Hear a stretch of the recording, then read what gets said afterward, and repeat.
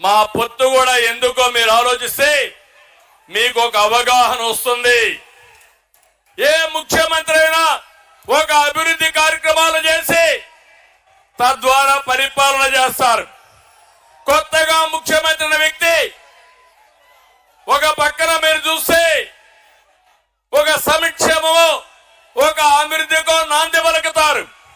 కానీ దురదృష్టం ఈ ముఖ్యమంత్రి మొట్టమొదటిసారిగా మా ఇంటి పక్క నుండి ప్రజా వేదిక కూల్చి ఈయన పరిపాలన ప్రారంభించాడంటే ఎలాంటి వ్యక్తో ఒక్కసారి మీరు ఆలోచించుకోండి.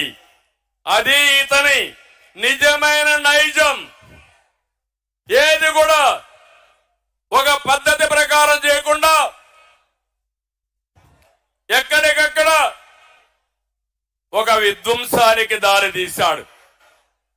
ఒక పక్కన మీరు చూస్తే మీడియాని కంట్రోల్ చేయడం కోసం, ప్రతిపక్షాలని కంట్రోల్ చేయడం కోసం, మమ్మల్ని తిరగనీయకుండా చేయడం కోసం జీవో నెంబర్ 1 తీసుకొచ్చాడు.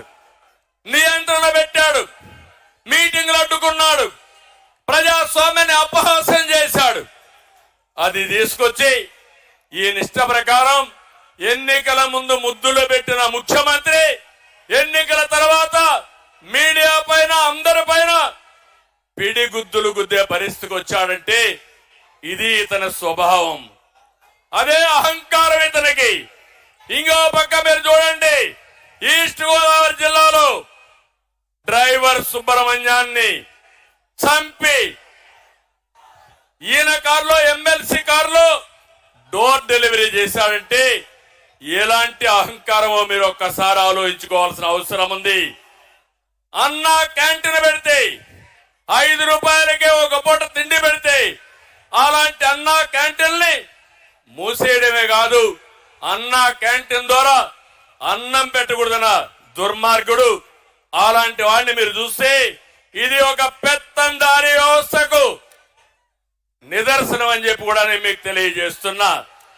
రాజధానిని అడ్డుకున్నారని ఆ రాజధాని మీద శాసన మండలిలో బిల్లు పాస్ చేశారని శాసన మండలి రద్దు చేయాలని పోయాడంటే ఎంత అధికార దుర్వినియోగం మీరు ఆలోచించుకోవాల్సిన అవసరం ఉంది.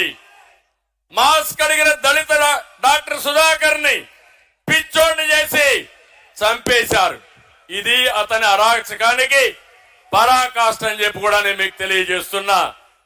రాజధానిలో విట్ ఉంటే, ఎస్ఆర్ఎం ఉంటే, అమృత లాంటి యూనివర్సిటీ ఉంటే 15,000 మంది బయట వాళ్ళు వచ్చి చదువుకునే పరిస్థితి క్రియేట్ చేసి అవన్నీ తెలుగుదేశం పార్టీ పెట్టారనే దురుద్దేశంతో రోడ్లు కూడా వేయకుండా, నీళ్లు కూడా ఇవ్వకుండా, కడాన మట్టి కూడా రోడ్డు మీద ఉంటే తవ్వకపోయిన దుర్మార్గులు అని చెప్పి నేను మీకు తెలియజేస్తున్నా. అది మూర్ఖత్వం. ఇంకో పక్క నిన్నే చూశారు, international cricket player Hanuma Vihari YCP వేధింపులు తట్టుకోలేక పారిపోయాడంటే ఎంత టెర్రరిజమో ఒక్కసారి మీరు గుర్తుపెట్టుకోవాల్సిన అవసరం ఉంది.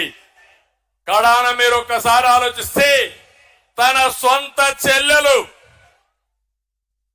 ఆస్తి తగాదాలు, ప్యాలెస్ తగాదాలు విభేదించి వేరే పార్టీలో చేరితే ఆవిడ యొక్క పుట్టుక పైన, చెల్లెల పైన, తల్లి పైన సోషల్ మీడియాలో పోస్టింగ్స్ పెట్టాడంటే ఎలాంటి వ్యక్తో ఒకసారి మీరు ఆలోచించుకోవాలి. ఇది యొక్క ముఖ్యమంత్రి యొక్క మానసిక స్థితికి నిదర్శనం. ఇక్కడే పవన్ కళ్యాణ్ గారు ఉన్నారు. ఇప్పటంలో మీటింగ్ పెట్టారు, సభకు స్థలం ఇచ్చారు. సభకు స్థలం ఇస్తే ఆ కసితో రోడ్డు వెడల్పు పేరుతో ప్రొక్లైన్లు తీసుకుపోయి ఎక్కడికక్కడ ఇండ్లన్నీ కూలగొట్టాడంటే అది ముఖ్యమంత్రి యొక్క విధానం. నాకొక విషయం గుర్తొస్తుంది. నేను ముఖ్యమంత్రిగా ఉన్నప్పుడు తిరుపతిలో ఒక సంఘటన జరిగింది. ఇది యథార్థ కాదా మీరందరూ అర్థం చేసుకోవాల్సిన అవసరం ఉంది. ఒక వ్యక్తి ప్రతిరోజు ఆడవాళ్ళని చంపేసేవాడు. ఎవరైతే ఒంటరిగా పశువులు మేపుతా ఉంటే అక్కడికి పోయి క్రూరంగా రాళ్లతో కొట్టి చంపేసేవాడు. నేను ముఖ్యమంత్రిగా పోలీసులను అడిగాను, ఎందుకు జరుగుతున్నాయని అడిగాను. ఇమీడియట్ గా పట్టుకోమని ఆదేశాలు ఇచ్చాను, చేయలేకపోయారు. తర్వాత అన్ని కూడా ఎంక్వైరీ చేసి పట్టుకుంటే ఒక వ్యక్తి ఒక నేరాలు చేసి జైలుకు పోయి వచ్చిన వ్యక్తి ఎక్కడికక్కడ హత్యలు చేసే పరిస్థితికి వచ్చాడు. అతనికి ఎక్కడో మహిళల పైన ద్వేషం వచ్చింది. ఆ ద్వేషంతో మహిళల్ని చంపడమే పనిగా పెట్టుకుని 40 మందిని చంపేశారు. ఆ తర్వాత అతను పట్టుకొచ్చి పోలీస్ స్టేషన్ లో పెట్టి జైల్లో పెట్టి కేసులు ఎంక్వైరీ అవుతా ఉంటే రాజంపేట నుంచి వస్తూ ఎన్కౌంటర్ లో చనిపోయే పరిస్థితికి వచ్చాడు.